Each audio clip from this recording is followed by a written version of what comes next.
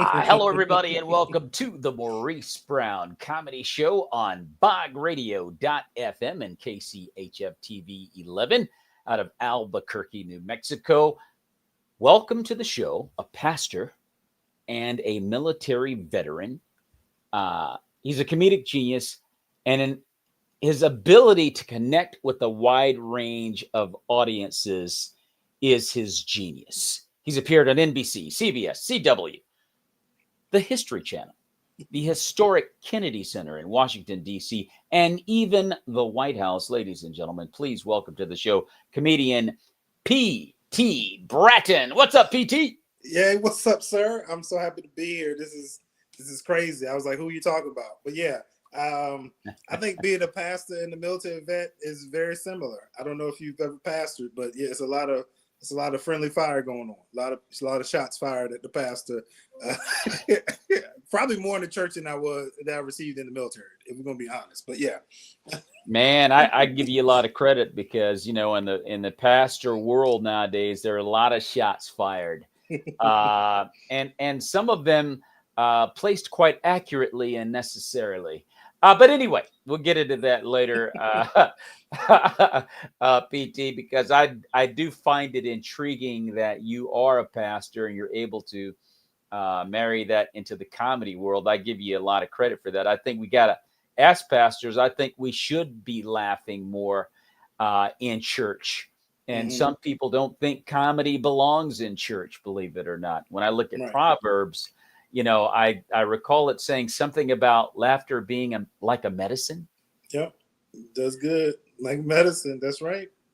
So God is all for it. I mean, God's all for laughs. I mean, he created us. I mean, he spent most of his time watching us and laughing.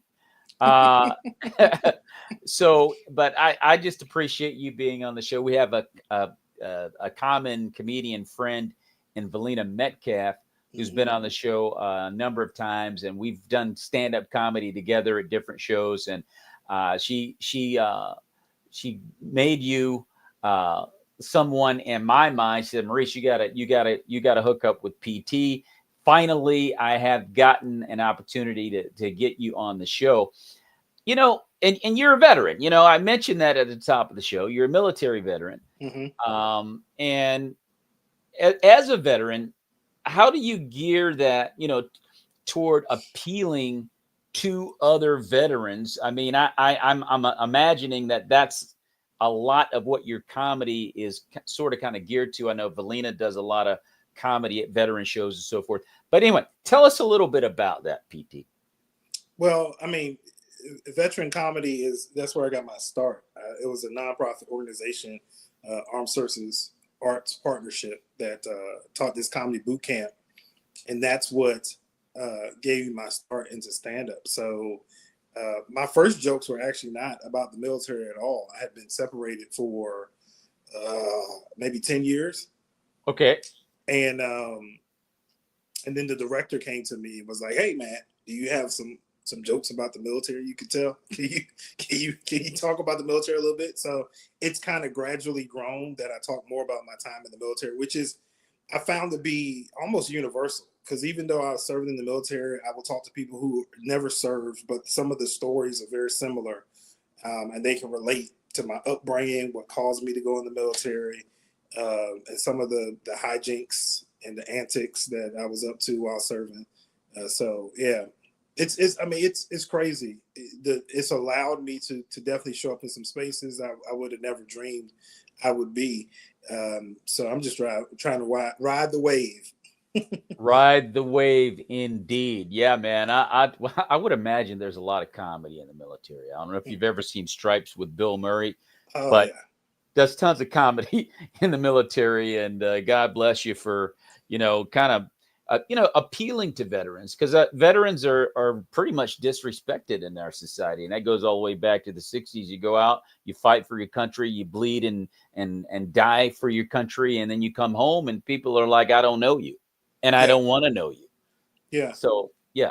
No, it's a, part of how veterans are perceived is we're trying to change the narrative, right? We're broken, but we're not damaged goods where you can just discard us or should discard us or not deal with us or talk with us. The one thing about doing comedy to a room full of vets, there's a shared experience, right? So there's some vulnerability there that you wouldn't get in other spaces because you feel like people don't understand what you've gone through. Whereas we've all gone through it to some extent. Even though there's different branches, we have that familiarity. So it's a great opportunity to reframe what it means to be a veteran and for people to own that and be proud of what they did, what they accomplished.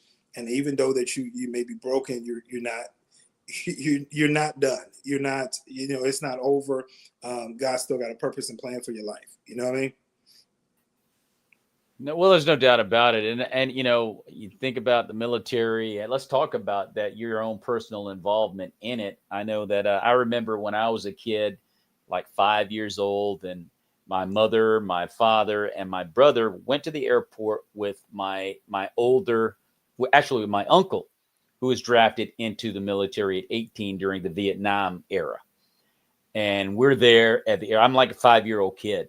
And he's in his dress blues. I mean, he's decked out, and he's getting ready to be flied out to. I didn't understand the whole dynamic of that. I knew he was going to Vietnam.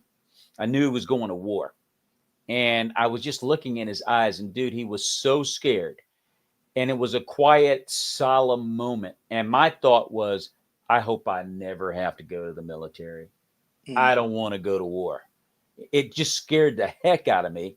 And then in 1972, they ended the draft, and whew, thank God. So I didn't have to go. But you're in the military. Tell us about your interest and why you joined. Yeah, well, it's very, very simple. I have in my special, I talk about don't thank me for my service, thank my parents for being poor, because that's one of the chief reasons why I went in the military. Hey, you get paid on the 1st and the 15th. You get these great benefits, tuition remission for school. Get to travel and see the world, and then on top of that, yes, I get to serve my country. If they ever come back and do the draft again, in my mind, I'm like, well, I've already volunteered, so I can be in a position that I want to be in, not one that they just throw me into. So yeah, I grew up in a small country town and loved the Air Force. Out of all the branches, I just felt like that was the bougie branch, and I felt that I'm a bougie type of dude.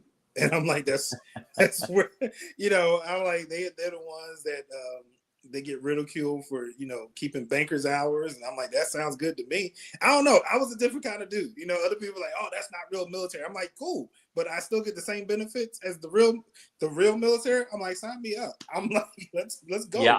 Yeah. Aim high. Aim high. That's what they say. Ladies and gentlemen, you're watching the Maurice Brown Comedy Show on bogradio.fm, watching and listening, talking with comedian P.T. Bratton, Christian comedian P.T. Bratton. And, he's a pastor, and I find it intriguing that you are a pastor and a comedian. Tell us how you slid over as a pastor into the comedy world. Oh, that's easy. I was telling jokes in the pulpit. Almost to, and I have a joke where I talk about it, but I mean, like we talked about earlier, there's truth in every joke that we tell, and that's what makes jokes really funny, is when you share the truth about some of the feedback I received as a pastor cracking jokes in the pulpit, and people are like, oh, y'all, you need to take it more seriously. This is serious business. And I'm very serious about what I do as a minister, but I think that the levity helps people relax and receive what it is that I'm saying. It also keeps them engaged. So my wife told me what happened was my wife was following a comedian, Nikita B. You mentioned her earlier, and she was coming to town. My wife wanted to go see her, and it was her birthday. So I'm like, all right, let's go see Nikita B. And there was another comic on the lineup, young cat, Kason Wilson. And the way he told his jokes was very similar to the way I crack jokes in the pulpit. So I leaned over to my wife and I said, I think I can do that. And she said, yeah, Right. Now I don't know what the tone was, but those are the words she said. Years later, she's like, "No, I was encouraging." I'm like, "Okay, however you want to interpret it." But she was like, "Yeah, right." And our other friend, dear friend, she was the same one. Was like, "Yeah, I can see that." So that began the journey, man. That my wife always would say, in another life, I would be a comedian because I crack jokes all the time. But I'm not a class clown. I'm not silly like that. But I'm situationally funny. Like I pick my points to get a jab in there. Well, you mentioned Nikita B and Kason Wilson, both of which I've had the opportunity to do shows with. Kason Wilson is an awesome comedian, young guy, and he's out in LA now. He's out in Los Angeles. He's been on the Problem with Jon Stewart's staff for a while now, and very funny guy. And Nikita B also, and so you've had the opportunity to work with some pretty good comedians, and you're on a tour called the You're Welcome for My Service. I'm sorry, You're Welcome for My Service. I want to give our audience an opportunity to kind of get a little snippet of your comedy and your tour, and then once we take a good look at that, we'll come back and talk about the tour. P.T. Bratton.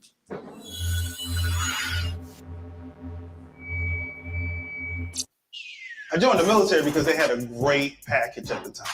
Great package they were presenting. They would talk about you can get free education, you can travel and see the world.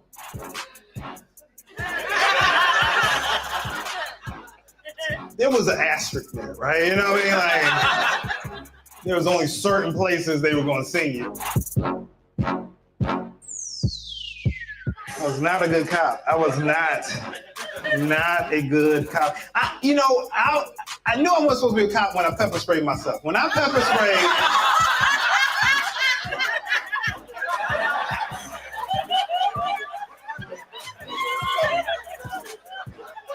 what the problem is.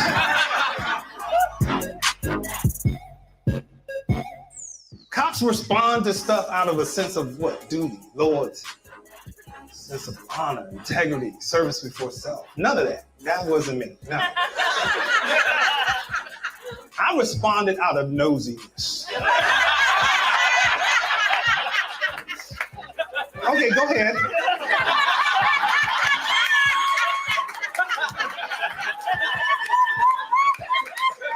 Tell me more. I've never been stopped. What is it? What happens next?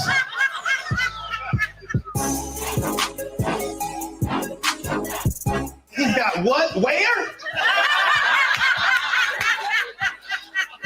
They're like, I'm in Rouse.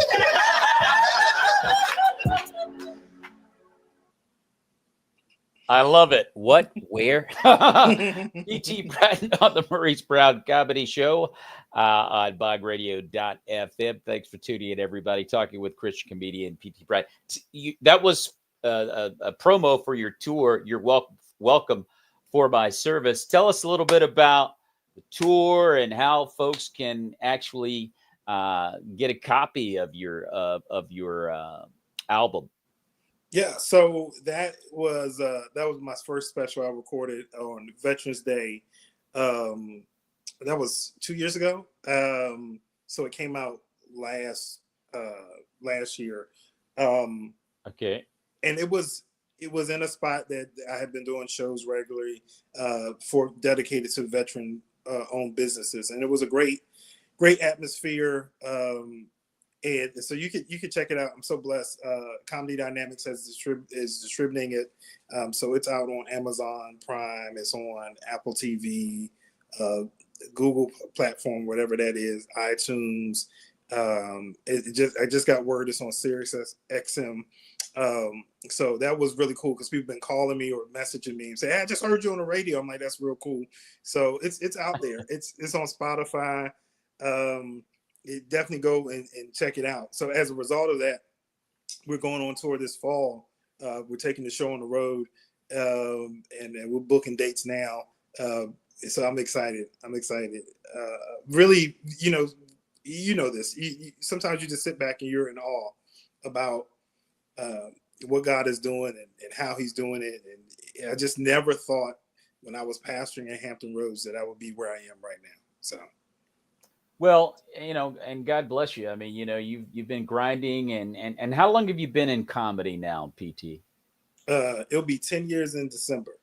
So you've got that 10-year, plateau or mark where things, I would say anywhere from the 10 to 12, maybe 13-year mark is where you really start to turn a corner. The light comes on, and you kind of understand how to manipulate or navigate, I should say, on stage and really kind of work that thing. You kind of bump to another level, and you just go, oh man, I turned a corner type of thing. We were talking about COVID-19 a little bit, and just before COVID, I had gotten on a real roll. And then all of a sudden, no more comedy. And I was like, Lord, why? And, the Lord answered that question very, very, very definitively and clearly, because we need to talk. You know what I mean? You don't think you need to talk because I'm doing this, I'm doing that. But God, showed me a lot of different things. And during COVID, you had people doing shows. You couldn't see the people you're talking to, and you're talking to this camera, and there's no synergy there. You just talk to the camera. And it was just a lot of things that went on during COVID-19. And then we came out of COVID, and all of a sudden people seem to get more sensitive, upset, feathers ruffled, the groups saying you can't talk about that and this, that, and the other. And comedy kind of got more difficult, I would say, coming out of COVID.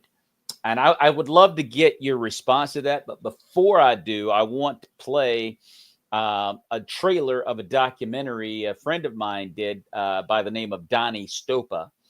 And it's called Comedy versus the Cancel Culture. And he did this during the break. And it was just one of those things where it's an awesome documentary. I'll let you watch the trailer, PT, and we'll come back and talk about it. Cancel culture. We're talking about censorship in comedy. Do you think that cancel culture exists in comedy?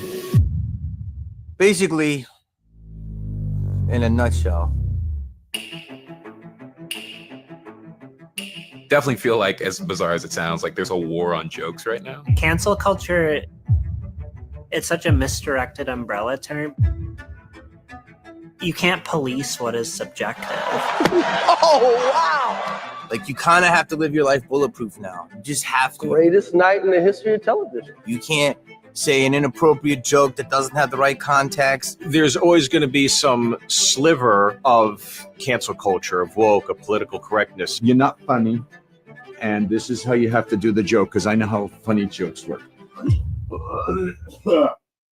That's not the joke. I don't believe people get canceled. I believe that they have a shift in their audience. Put your hands together for Mr. Joe Rogan! When people say somebody is canceled, I think it just means, oh, we found they did or said something that most people don't like. I date a lot of bimbos. That's the problem, man. So what?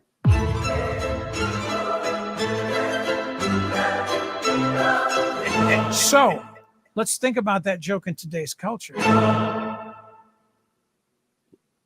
Yes, let's think about that joke in today's culture. And I think the thing about that is I think people are a lot more sensitive. Are you familiar with Donnie Stopa, by the way? No, but when you mentioned them, I kind of looked them up, did some internet stalking. Yeah.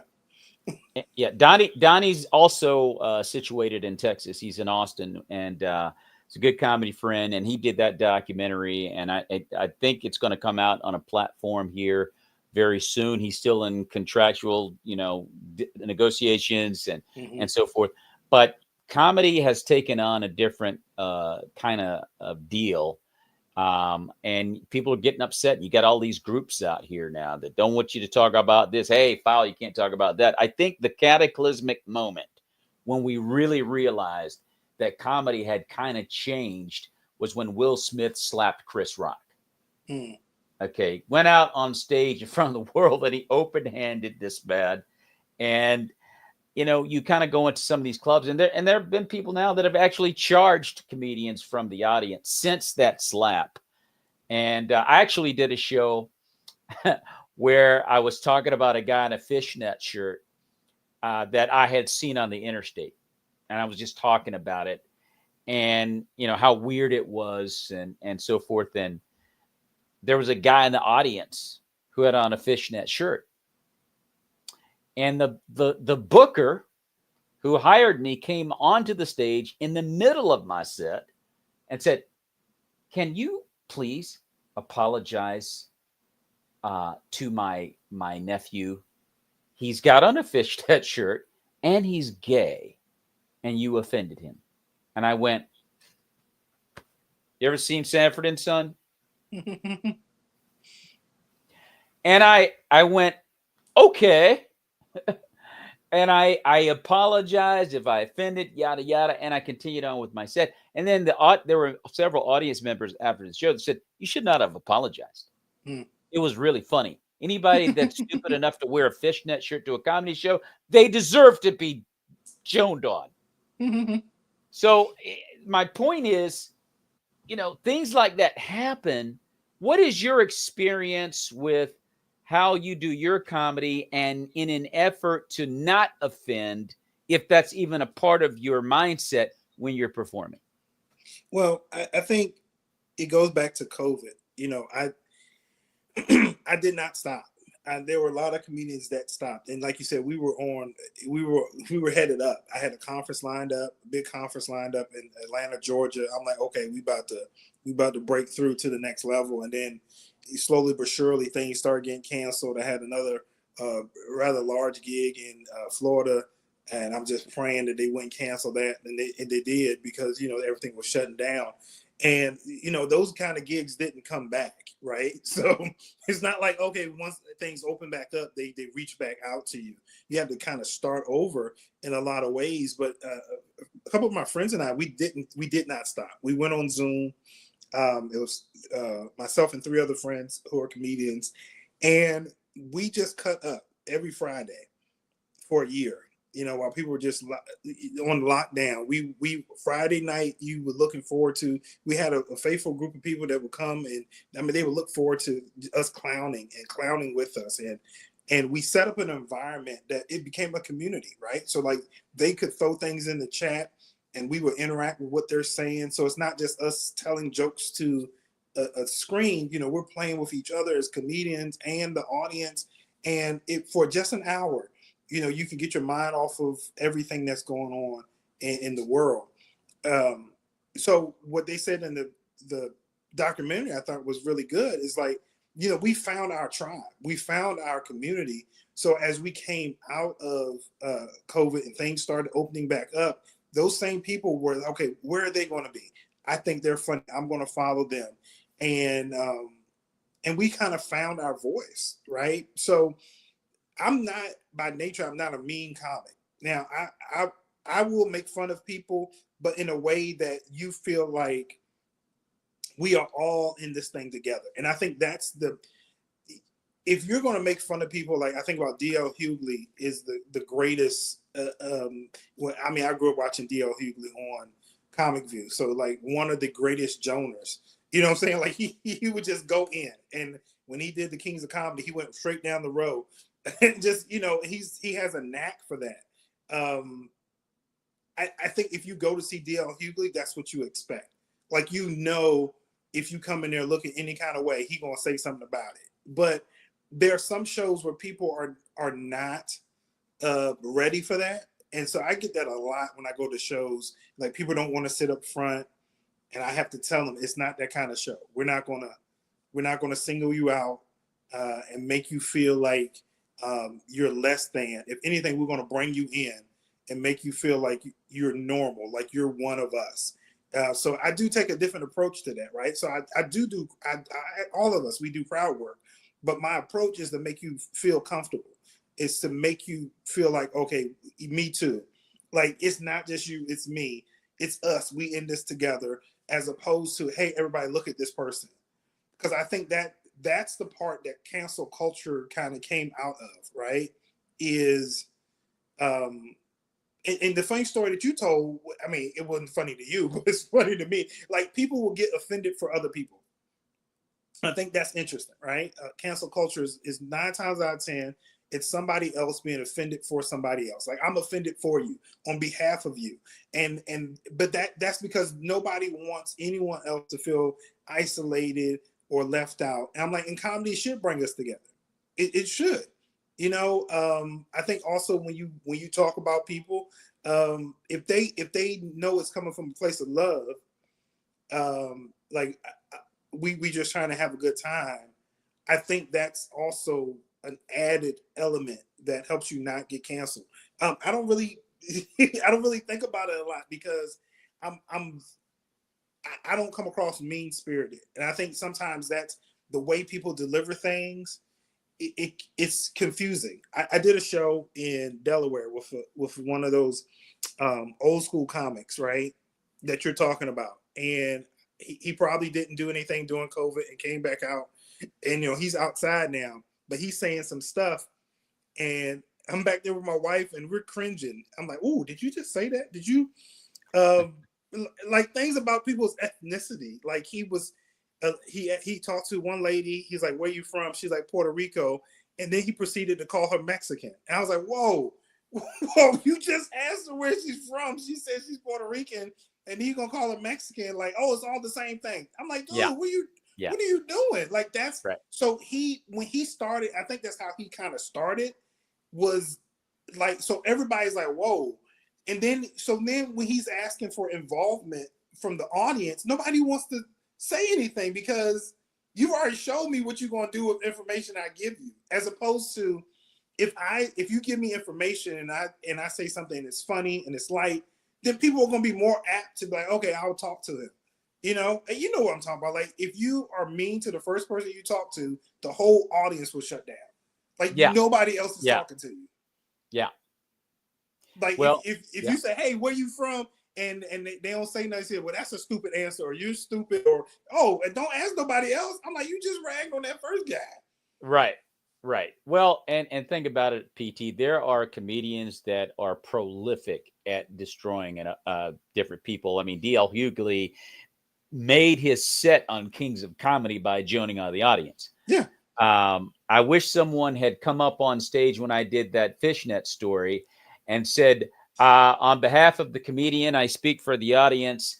I'm offended for the comedian. Anyway, I just think that you have to be prepared for the possibility that you may be joned on if you go to a comedy show.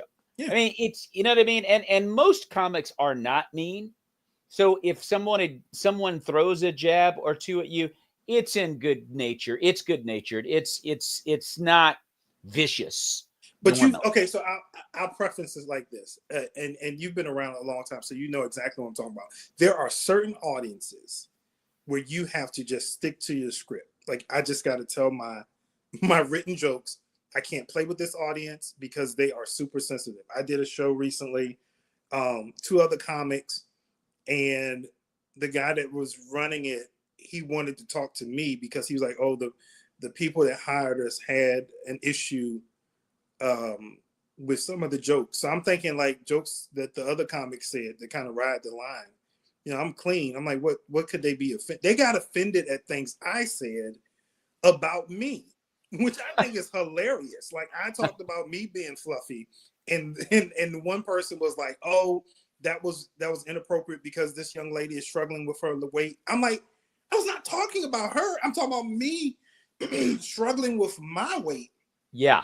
How are you interpreting that as? And then it was something else I said, which was also about me, that she kind of put on whoever was in the audience. I'm like, how am I supposed to know this about somebody in the audience when I'm talking about myself and my own struggles? So that was an example of what I think we're talking about. Is like there are some rooms where people are super sensitive. I steer away from those rooms. Like I just don't. Like if we're talking in the dating phase, the courting phase, where we're trying to book this gig, and I feel like you're really uptight and your group's gonna be uptight, I don't think this is a good fit. Like you think you want comedy, you really don't want comedy because comedy is inherently edgy.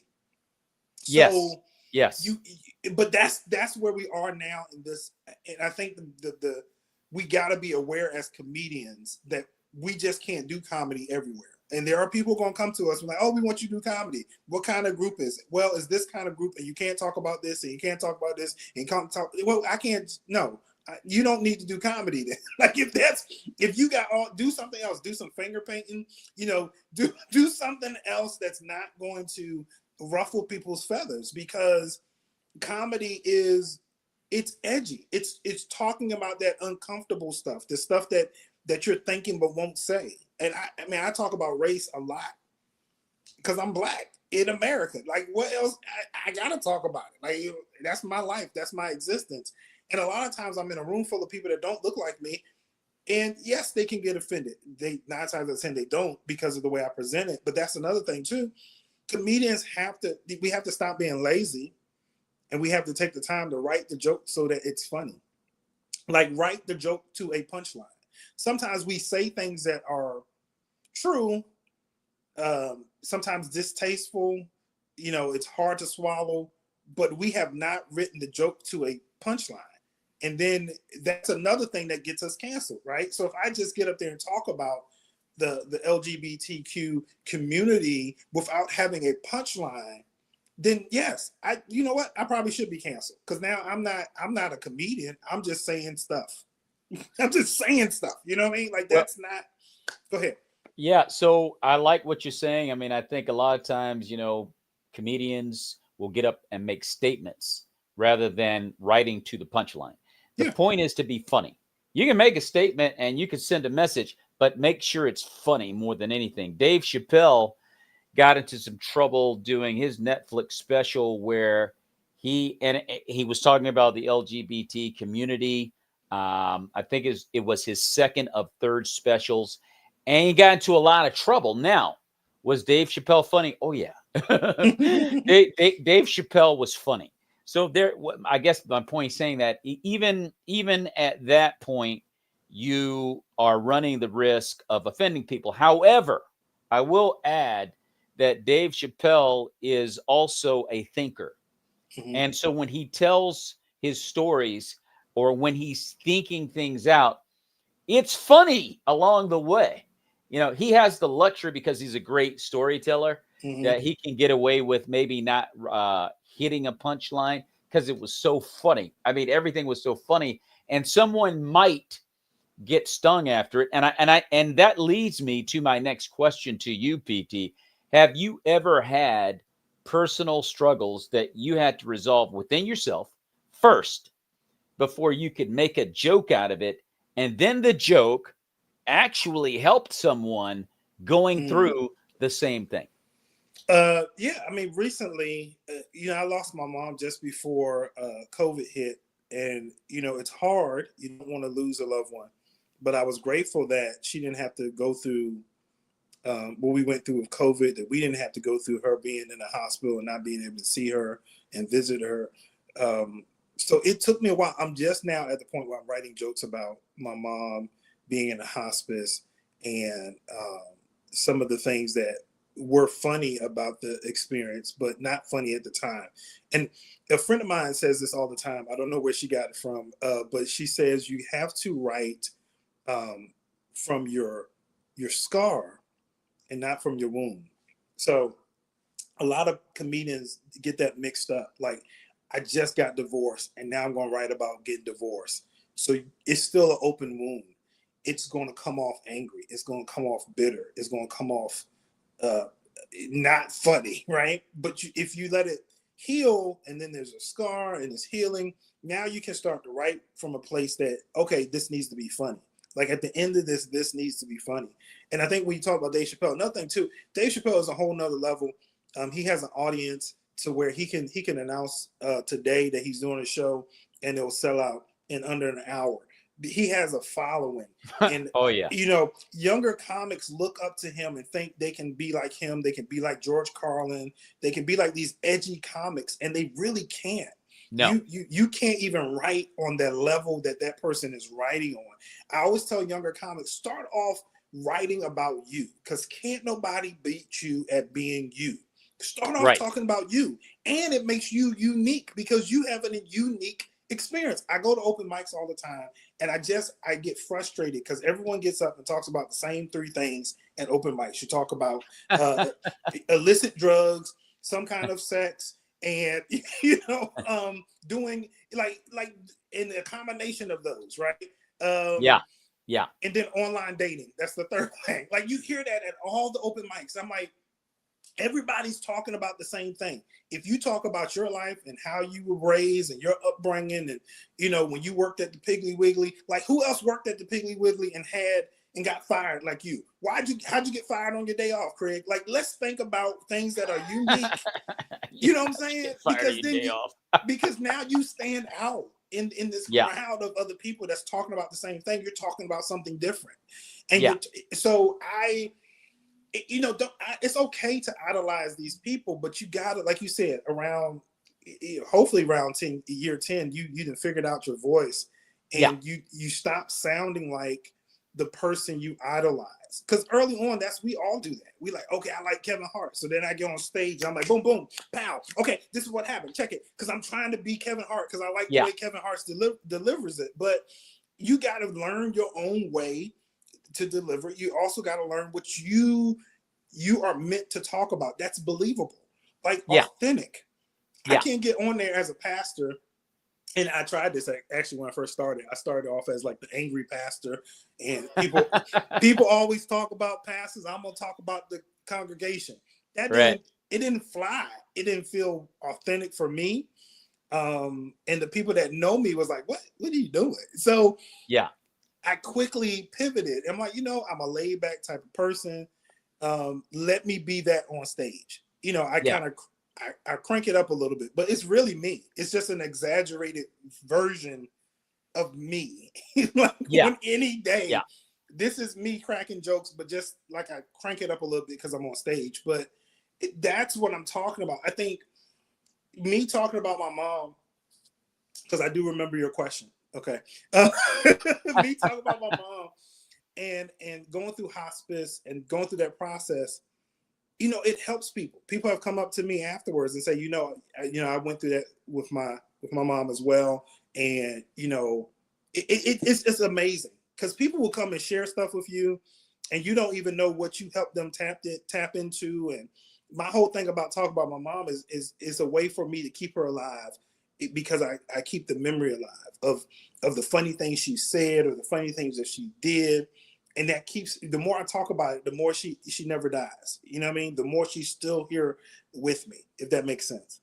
It makes perfect sense. I actually lost my mother about a little less than a month ago. And I know exactly what you're talking about. And I think as a comedian, you're always thinking, you can't help but see the humor in a lot of things. I got a nomination for a short film that I wrote and directed last summer called Unknown Kingdom. That's my wife and I in one of the scenes. And I got the call, I got the nomination, and my brother and I were sitting with my mom, and she's in hospice and she wasn't responsive. And I said, yes, I got excited. I said, hey, Mom, I did it. Mom, I did it. I think it was me, my brother, and my cousin were in the room. And my mother kind of like turned over and grunted. And my cousin said, what'd she say? She said, shut up. I saw the humor because, my mom's never been a big fan of anything I do in entertainment. So I just made a joke out of it, That's Mom. She's not excited. But again, you have to work. Nikita B, she told me the same thing years ago. Don't ever get on stage unless you've worked through, don't tell a joke or attempt to tell a joke about anything you haven't resolved yet within yourself. And so I echo your point. I've got a lot more resolving to do, but I think the comedic part of me, just to understand, the whole element of, the subject. You know, that's the Right. gift that God has given us as comedians, to be able to get outside of the moment and see the humor in it. God has said it in Proverbs. Laughter is like a medicine. That's it. It's like a medicine. So you got to be able to, like, I told a joke, and the funny thing is, my wife is my barometer. So my comedic mind sometimes, and that's the other thing too, comedians need to have barometers, because we will go all the way to the left, because that's just how our mind works. And you got to have somebody be like, "Ooh, that might be a little bit too much." You're right. I got to bring that in. You know, like I was talking about my mom and how she kept dozing off. And I'm like, okay. And I was trying to find the right time to leave, because I had came straight from work to the hospital. And she was in the hospital, I think it was about an hour away from where we live. So I'm like, I got to get back home and get some sleep so I can go back to work the next day. So, I spent some time, but I'm like, as soon as she dozed off, I'm going to dip. And so she dozed off, and I get up real easy, try not to make any noise. And I got about halfway past her bed, and she's like, "Hey, where you going?" I said, "Mom, I got to go home." She's like, "Okay, let me get my stuff." I'm like, whoa. No, I got to go home. She's like, "I'm going with you." And she's like, "Your father was supposed to come get me." I said, "Lord, Mom, no, you need to stay here." And she was like, "Okay." And she said, "You want to stay with me?" I said, "Well, okay." So now I go sit back down. Like, we did that dance a few times. And so I told this joke about how, I wind up ringing the bell for the nurse. I'm like, "Can you give her something so that she can just stay to sleep until I can?" And my wife's like, "You can't say that." I'm like, "But that's really where I was." I'm like, "If you can just give her something to rest so I can dip out, like just That's funny. That's funny. So I thought it was funny, and it's cathartic, right, for us. Yes. As we're processing what we went through, and what we're still going through, because like you never really get over the loss. Like this person, I've known this person ever since I've been in the world, but now I'm in the world without this person, and it's like that's something that you can't really resolve, but you can wrestle with it, and you can be like, okay, what has she left with me? What did she instill in me that I can continue to build on, continue to use? And I hear my mom in a lot of things I say and the way I operate. And every time I say something the way she would say, I'm like, "Oh, that's my mom." So then it makes me smile now. It used to make me cry, but now it makes me smile, because like, man, she's with me, because her lessons never leave.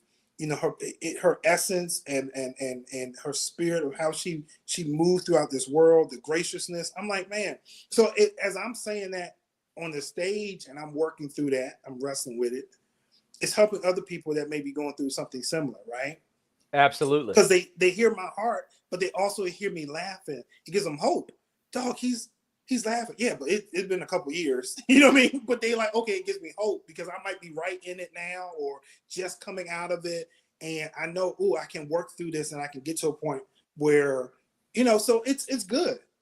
To answer your question, yes. And that's something recent that I've been working through that has really impacted people, I think, in the audience. You were talking about open mics a moment or two ago, and I was going to ask you if you still work open mics to work on your material, and if you do, or even if you don't, what are some other methods that you implement to broaden your material, become sharper as a comedian, and build material? I mean, I do open mics, which is a whole different thing. I don't do a lot of open mics because of the raunchiness. It's a lot of times it's overwhelming, and I definitely can't do it on a regular basis like that, to have to hear some of the stuff that's being said. It's pretty bad. Yeah, I feel you on that 100%. So I actually started a clean open mic. It was virtual. We did that for a while. We were looking for a physical place to set up shop so that we could have a place where you can work clean. You don't have to hear all that vulgarity. I think the desire was there, but it wasn't a big enough desire. I was in the D.C. area. It just wasn't enough comics who were interested in working clean, though. So I had a handful of comics that were really interested in that. The majority of them, they don't want guardrails. They don't want rules. They want to just get up there and say whatever comes to their mind. But so yeah, that's a barrier for me of going to mics. But I gotta go. You gotta have a place to practice what you've written. But the other thing is having a writer's group, a writer's room where you can sit down with other people who know your style. You can tell the joke and they'll give you feedback. But nothing replaces you actually telling the joke to a group of people that have never heard it and seeing how it feels coming out of your mouth and how it's received. And there's nothing to replace that. So I think you need both. You need a writer's room. You need to go to open mics. I wish we had more rules, honestly, at the open mics. I wish there was like, hey, let's not use certain words. Because for me, here's my thing. I teach stand-up, and I teach people. I try to teach from a neutral position, even though they kind of know me. If you know me, you know who I am, and I'm a clean comedian. So I always tell them, I said, look, if you want to cuss, that's fine. Write the joke clean first, and then you can add the cuss words later. If you write the joke dirty first, sometimes it's impossible to clean it up. Like if the idea for the joke is dirty, it's kind of hard to walk that back to a place where it's clean. And I try to tell these young comics, even if you're not a believer and that's your conviction for working clean, you get way more opportunities to work and get paid doing what we do if you know how to work clean. And you have evidence. Evidence. If you have evidence of working clean. I don't know how many comics have hit me up and was like, yeah, man, I could work clean. I could do it. I said, well, send me your tape. They're like, well, I don't have any videos of me, but I can do it. I'm like, that's not going to work. Like, that's not going to work. I need to see the proof. I need to see you do. If you tell me you can do 20 minutes clean, you need to have a tape somewhere of you doing 20 minutes clean. Like, yeah, I'm not going to be your first try at, you're not going to do that. You're not going to. I'm not going to be your guinea pig. No, you're not going to mess up my brand, right? Get up there. I already had some people do that, and my wife, I'm telling you, she's my better half, man. She protects the brand. That's I don't know, that's her official role, but she's the protector of the brand. If I have anybody to go on one of my shows and walk that line, she'll tell me afterwards. She's like, no, he can't come back. She can't come back. Hey, PT, you're preaching to the choir, dude. And I can tell you, I've been at open mics. The stuff they say, dude. I get my phone out and I call my therapist. And I'm like, I think I got one for you. But look, hey. Well, my therapist is Jesus Christ. That's number one. But dude, I got a lot of them for you, Lord. Anyway, it's bad, and I'm surprised we didn't run into each other because I was in D.C. for over 20 some years, man. 26, 28 years, something like that. Wow. But I did comedy for 13 years in D.C. And I did my own open mic. I did a clean open mic in D.C. for about, 4 or 5 months. And a lot of the dirty comics would show up, man, and they would, they would give it a shot.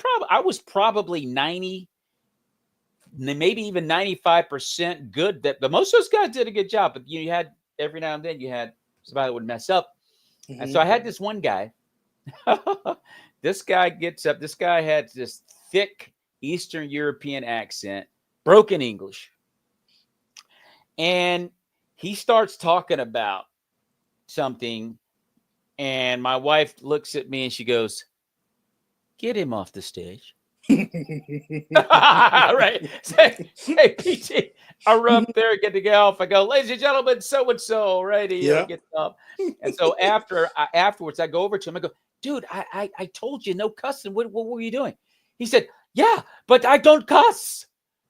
I said, "Dude, the subject matter was horrible." So my point is, you guys in their mind think that they're being clean because they didn't use an expletive. Right. But you're still dirty. Yep. Yeah. It's what you're talking about. Yeah. Yeah. So that's the thing. A lot of people, there are so many different flavors, as I call it, of clean. And that's that's one of the struggles of producing the kind of shows I produce. I've kind of settled on the term family friendly, right? Because if I say it's Christian comedy, then that excludes my Muslim brothers and sisters, Jewish brothers and sisters that want good, wholesome comedy, but they're not Christian, right? So they were like, if he's going to talk about. So I'm like, okay, so that was not the best term. Clean is not descriptive enough, like you said, because you can be clean. I tell people this in the contract is like, hey, I need you clean in content and in the words that you use. Like, like absolutely. what you're talking about and how you're talking about it. And it's gotten to a point where people will always if they got something that they feel is on the line. People that have worked with me multiple times, they know who I am, they know my brand, so they'll check. They're like, hey, I got this joke, can I run it by you? Absolutely. And I was like, like this part of the joke is okay, but this tagline right here, no, you don't do that. That ain't gonna work. You don't do that. So I'm gonna give you a perfect example. We were at I'm not gonna call the comedian's name.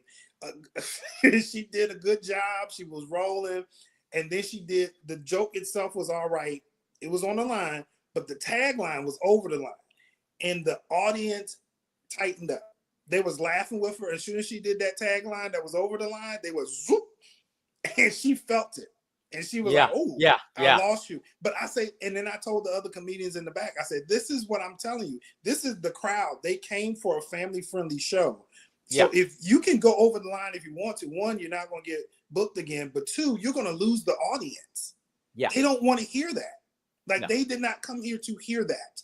But she's so used to doing shows and clubs and things like that, where it's just natural for her to throw that tagline out, right?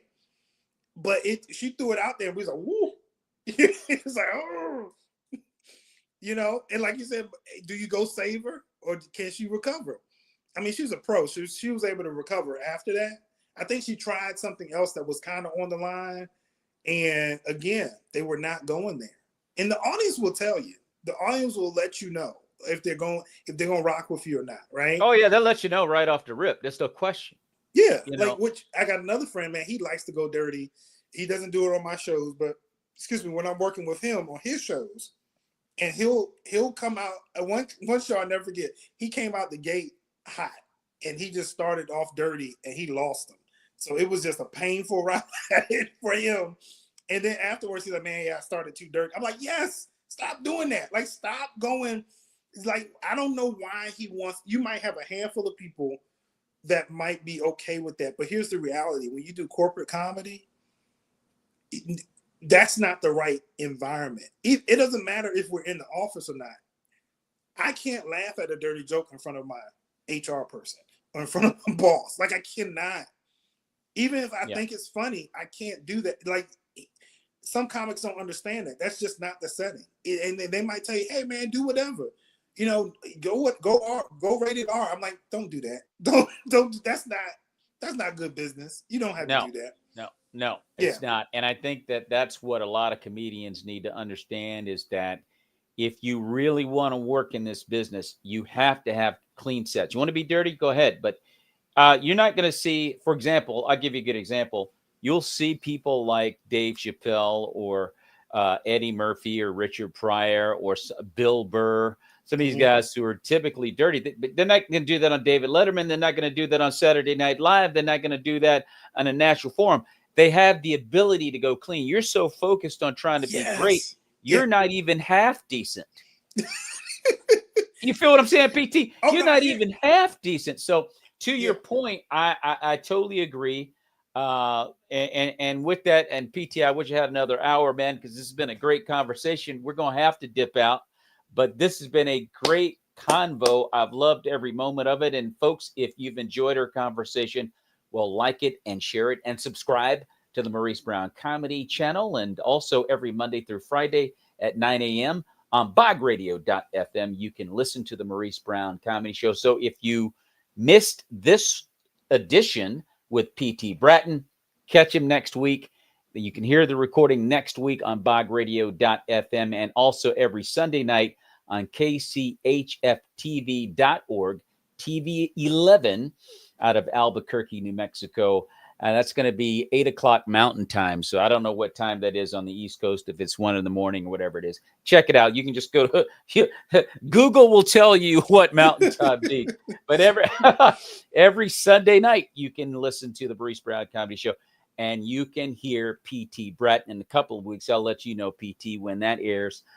And also on Spotify, where all major podcasts are heard. You name it, you can listen to the Maurice Brown Comedy Show there as well. Before we get out of here, PT, how can fans follow you on social media or by website? And where can folks catch you at your next show?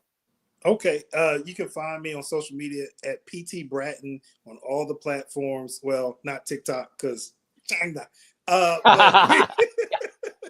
But yeah, PT Bratton on Instagram, Facebook, X, formerly known as Twitter, LinkedIn, PT Bratton, and then you can find my dates at my website, ptbratton.com/dates. So be on the lookout for the tour dates coming soon. And yeah, this was a pleasure, man. I wish we had more time. I do too, man. This has been a great convo, and as PT said, you can listen to him on all those platforms. It's really interesting. The platform, I guess, as we could say, perhaps the artist formerly known as Twitter. You can catch him on X. But this has been a great conversation, folks. Everyone have a blessed day, and PTU as well. May the peace of Jesus Christ be with you and your family. God bless you. And to you as well.